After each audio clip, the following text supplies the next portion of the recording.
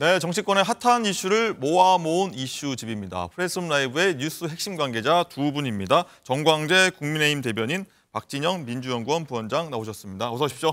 반갑습니다. 안녕하십니까. 자, 본격적으로 첫 번째 이슈를 다뤄보도록 하겠습니다. 저희가요, 첫 공개 행보라고 정해봤는데 한동훈 법무부 장관의 부인이죠. 진은정 변호사가 대한적십자사 행사에 어제 통해서 첫 공식 일정의 모습을 드러낸 건데요. 자, 이렇게 첫 공개 행보에 좀 나서면서요. 정광재 대변인, 일단은 한 장관의 총선 출마 신호탄이 아니냐, 뭐 이거 되게 뜨겁게 달궜어요. 처음이라는 거는 항상 뉴스 가치가 있죠. 네. 첫 행보였기 때문에 더욱더 많은 언론의 관심을 산 것으로 알고 있습니다. 진은정 변호사의 공식 행보에 관심이 쏠리는 건 아마 뭐 한동훈 법무부 장관의 앞으로의 정치 행보에 대한 관심의 방증이라고 생각합니다. 그렇죠. 그런데 이 정치권은 뭐 항상 말이 그 현상보다 앞서가는 곳인 것 같아요. 그래서 진은정 변호사가 이번에 국무위원회 부인 자격으로 통상적인 공식 행사에 나선 것임에도 불구하고 저걸 계기로 이제 내년 총선의 준비를 본격화하는 것 아니냐라는 전망들이 나오고 있는데 네. 확대 해석에 대해서는 한동훈 법무부 장관도 좀 부담스러워하는 것 같아요. 그러니까 앞으로 한동훈 법무부 장관이 내년 총선에 나설 것이냐 안 나설 것이냐를 두고는 더 많은 말들이 있겠지만 뭐 어제의 행보를 가지고 총선 출마를 기정사실화했다라고 보기엔 좀 어려울 것 같습니다. 그렇군요. 예, 일단은 뭐 한 장관이 정말 뭐 뜨거운 감자입니다. 총선에 나설지 말지. 일단은 한 장관이요, 과거 총선 관련 질문에는요 이렇게 답했는데 한번 듣고 오겠습니다. 총선 출마한다는 얘기가 좀 돌고 있던데. 제주에도 그런 얘기가 돕니까? 그러니까 제가 뭐를 하고 싶고 뭘 해야 된다? 그게 뭐가 중요하겠습니까? 저는 법무장관으로서 지금 제가 하고 있는 일을 더 열심히, 더 선의를 가지고 할 수 있도록 그냥 하루하루 노력하겠습니다. 내년 총선 출마하십니까? 저 제 임무를 다 하겠습니다. 그런 문제를 대정부질에서 물을 거는 아닙니다. 뭐 의원님은 출마하십니까? 네, 부원장님, 이 한 장관이 이제 부인 공개 활동에 이제 통상적 활동이다라고 좀 얘기했는데 정치 활동이 아니다, 뭐 이렇게 분명하게 얘기하지 않아서요 총선 출마 얘기가 나오는 것 같아요. 정치하고 싶다, 아니면은 언론의 관심을 끌고 싶다. 네. 둘 중에 하나는 아닌가 싶고요. 사실 이 부인의 활동이 언론에 사전에 공개되지 않으면은 기사에 나올 일이 없어요. 사전에 공개했다는 뜻이거든요. 예. 그건 어떤 의지가 있다는 것을 분명히 저는 보여준 거다, 그런 생각이 들고요. 정치하는 것은 뭐 개인의 자유입니다만은 저는 장관이 있는 동안에는 정치적 발언을 자제하시고, 사실 한동훈 장관이 하는 발언이 공직자로서의 정치적 중립 위반에 위반될 가능성이 있는 발언들이 상당히 많습니다. 그런 부분에 자제하시는 게 맞고요. 시작을 하신다면 제가 하나 좀 조언을 드린다면 네. 가십성 또는 이미지 메이킹성 행사보다는 정책이라든가 자신의 비전을 먼저 이야기하고, 특히 한동훈 장관은 여권에서 의미 있는 정치 지망생 아닙니까? 그렇게 좀 출발을 하시면 좋겠다, 그런 조언 드리고 싶네요. 네, 말씀하시죠. 근데 정치권에서는 이제 그 한동훈 법무부 장관의 내년도 총선 출마 가능성에 대해서 점차 그 가능성을 크게 보고 있는 것 같습니다. 네. 저도 뭐 개인적으로는 그렇게 생각하는데 이제 정무직으로 법무부 장관을 이제 거의 마치는 시점이라고 해봤자 이제 50살밖에 안 되거든요. 예? 한동훈 장관이. 근데 앞으로 정무직 외에 더 국가나 사회를 위해 공헌할 수 있는 방안을 찾는다면 선출직 외에는 어떤 대안이 없을 거라고 생각해요. 조정훈 의원과 대화 과정에서 우리 정도 나이 되면 이제 사회에 빚진 것을 갚을 고민을 해야 될 때다라는 네, 그렇게 얘기를 했다고 하는데, 그렇다면 그게 이제 정치 참여 가능성을 좀 높인 발언이 아닐까라는 생각을 해봅니다. 네, 알겠습니다. 그리고 한동훈 장관이 최근에 민주당을 향해서 위헌정당 심판 뭐 이런 언급을 하면서 굉장히 센 발언들을 주고받았는데, 또 한 장관 오늘 민주당을 향해서 또 이런 얘기까지 했더라고요. 한번 듣고 오겠습니다. 탄핵은 가벼운 제도고 위헌정당 해산 심판은 무거운 제도입니까? 기각될 거 뻔히 알면서 대충 탄핵 리스트 만들어서 막 던지는 분들이 그런 말씀 하시는 건 이상합니다. 저는 그분들에 대해서 그분들의 말씀이 어떤 부분이 잘못된 것인지 구체적으로 지적해 드렸습니다. 그런데 거기에 대해서 욕설로만 반응한다는 것은 적절하지 않죠. 국민들께서 더불어민주당의 이런 욕설 챌린지나 탄핵 챌린지에 대해서 잘 지켜보고 계실 거라고 생각합니다. 근데 본인은 되게 탄핵을 당하고 싶어하는 것 같아요. 넌 이상한 장관입니다. 아니 저 툭하면 기자들 앞에서 왜 나 탄핵 안 시키냐는 식으로 얘기하는데 저는 관심이 없거든요. 그리고 저한테 뭐 그 스토킹하는 것도 아니고 왜 그렇게 물고 들어가는지 모르겠어요. 기자들 만나가지고. 네, 한동훈 장관 어제 발언이었는데, 자, 위헌정당 심판 청구 뭐 언급한 걸 두고서 민주당에서 뭐 검찰 독재다 뭐 이런 비판 나오니까 한 장관이 정당 해산을 뭐 언급하면 맞받아친 겁니다. 어떻게 들으셨습니까? 저부터 말씀드릴까요? 예. 민주주의 국가는 삼권 분립이 명확히 이루어져서 견제와 균형을 통해서 질서를 찾아가는 그런 제도입니다. 근데 지금 검찰 독재보다 21대 국회 의회 독재에 가까운 것 아닙니까? 168석이라는 거대 정당인 민주당이 이 탄핵이라는 제도가 상당히 굉장히 중한 제도입니다. 그럼에도 불구하고 아주 사소한 사안에 대해서도 탄핵 카드를 꺼내 들면서 이 행정부의 행정권을 무력화하는 시도를 많이 하고 있는데, 이것에 대한 대항 차원에서 한동훈 장관이 그것도 만약에라는 단서를 달았습니다. 그러니까 만약에라는 단서를 붙이면서 그럴 생각이 전혀 없다라는 뜻도 밝혔으니까, 이런 입법부의 지나친 탄핵 남발 카드에 대한 행정권의 어떤 자위적 차원에서 언급한 것이라고 봐주시면 좋을 것 같습니다. 부원장님, 그리고 이제 홍익표 원내대표는 이제 툭하면 왜 탄핵 안 시키냐 뭐 이런 한 장관이 이렇게 얘기했다고 얘기하는데 본인은 관심이 없다 이렇게 또 맞받아쳤는데 뭐 이상한 장관이다 이런 얘기도 했고요. 뭐 이런 얘기는 동의하십니까? 뭐 실제로 이제 한 장관이 특정 정당을 명시해서 대립적 언어를 쓰는 것 자체가 공무원으로서는 적절치 않은 거예요. 그런 생각이 그것만으로도 탄핵 사유가 됩니다. 그렇게 생각이 들고요. 한 장관을 비롯하여 우리나라의 대부분의 법조인들이 헌법 잘 몰라요. 희한하더라고. 어떻게 임명직 공직자 탄핵하고 정당 해산 제도가 같은 수준의 것이란 말입니까?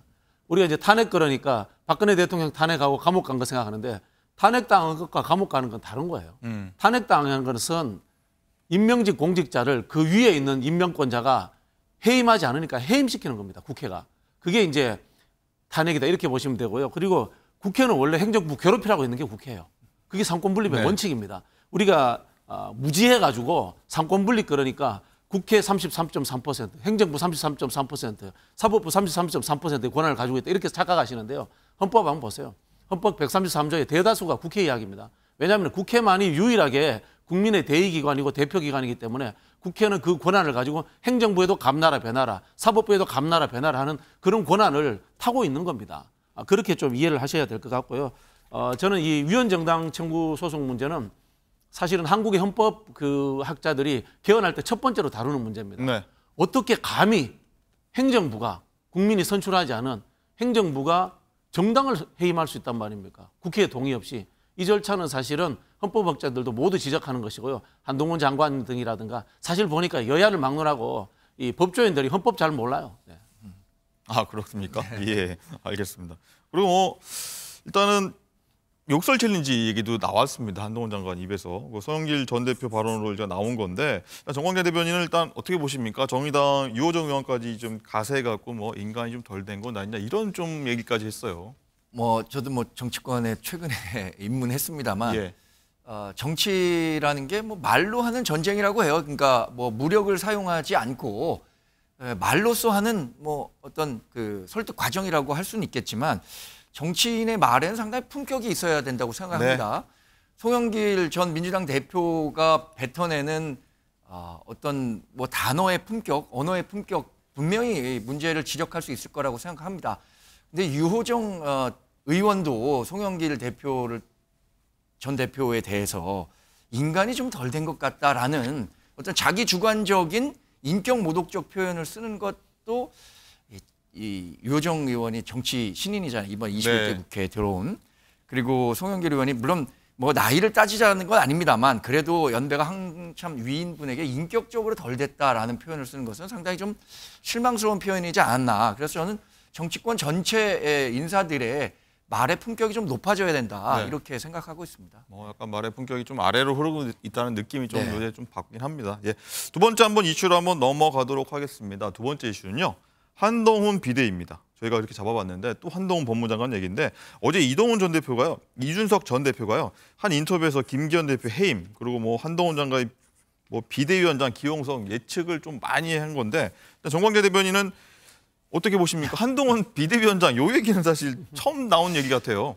이거는 이준석 전 대표의 뇌피셜 아닌가요? 뇌피셜. 네, 이준석 전 대표의 희망이 담긴 전망이라고 봅니다. 네. 근데 저는 전망할 때 말이죠.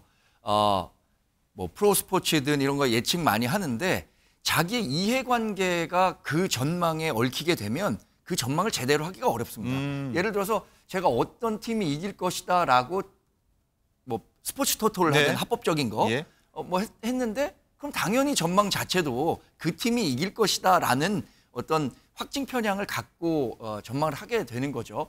이준석 전 대표도 지금의 상황, 뭐 신당 창당과 관련한 얘기들이 여러 개 있습니다만 나갈지 안 나갈지도 모르고 어쩌면 뭐 당에 머물지도 모르는 상황인데 이 상황에서 비대위 체제로 가야만 자신의 활동 공간이 더 생기고 자신의 몸값이 더 높아질 것이라고 생각하기 때문에 아마 뭐 1, 2주 안에 김기현 대표 체제가 흔들 것이다라고 네. 전망을 하는 것 같은데 저는 당 대변인으로서 질서 있는 개혁을 꾸준히 실천해 나간다는 방침에는 변함이 없고요. 그런 과정에서 혁신위도 열심히 활동하고 있는 것으로 봐주실 것을 말씀드립니다. 네, 정광재 대변인 방금 말씀하셨다시피 뭐 1, 2주 사이 김기현 대표가 뭐 정리가 될 거다 이렇게 얘기했는데 박지원 부원장은 이걸 어떻게 보세요? 저도 뭐 정리될 가능성 상당히 높다고 봐요.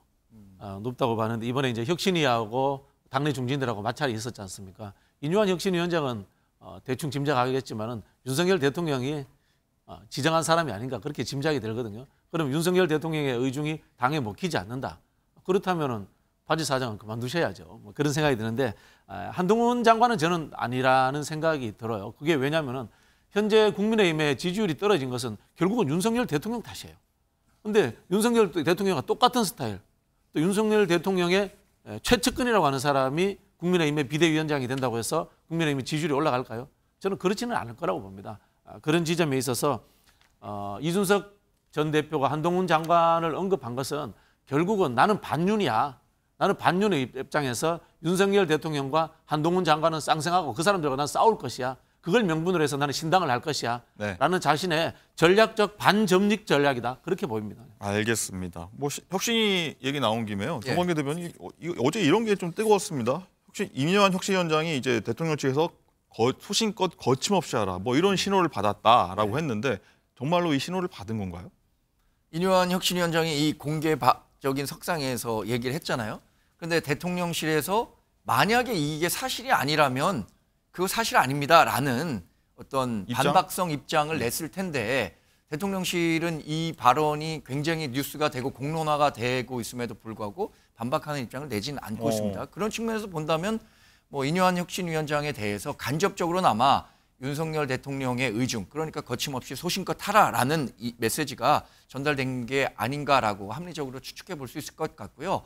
사실 혁신위원장 인유한 체제가 들어선 이후에 저희가 미력하나마 뭐 지지율도 조금 올라가는 것 같고요. 수도권에서의 민심의 방향도 조금은 개선되는 쪽으로 흐르고 있다고 생각합니다. 혁신위에서 주장하는 뭐 중진과 지도부 어떤 험지 출마론이나 물갈이론과 관련해서도 국민의 여론이 상당히 반응을 하고 있는 것을 보면 혁신위원장이 지금 추구하는 방향은 전체적으로 맞다. 그리고 대통령실도 이런 방향을 통해서 우리 당의 지지율과 대통령 지지율도 함께 올릴 수 있을 것이다라고 기대하는 것으로 보고 있습니다. 박시영 부원장은 어떻게 보십니까? 뭐 신호를 받았다고 보십니까? 어떻게 다른 의견 갖고 계십니까? 근데 인유한 위원장 이런 발언 하시면 안 되죠. 이게 그럼 대통령실하고 짜고 치는 혁신 아니냐 이런 오해가 생기지 않습니까? 실제로 그런 것 같아요. 혁신위가 출범한 게 강서구청장 보궐선거에서 지면서 혁신위가 출범했잖아요. 그 후보 누가 사면시켜줬습니까? 그 공천에 누가 가장 힘을 많이 작동해서요? 윤석열 대통령이잖아요. 결국 뭐냐면은 국민의힘에서 혁신해야 될 것은 대통령실과의 관계, 윤석열 대통령의 국정기조거든요. 거기에 대해서는 한마디도 못하고 있는데 또 이런 말씀까지 하신다면 저는 당에서 오히려 더 반대하는 중진들의 명분만 축적해 준다. 그런 생각이 들어요. 알겠습니다.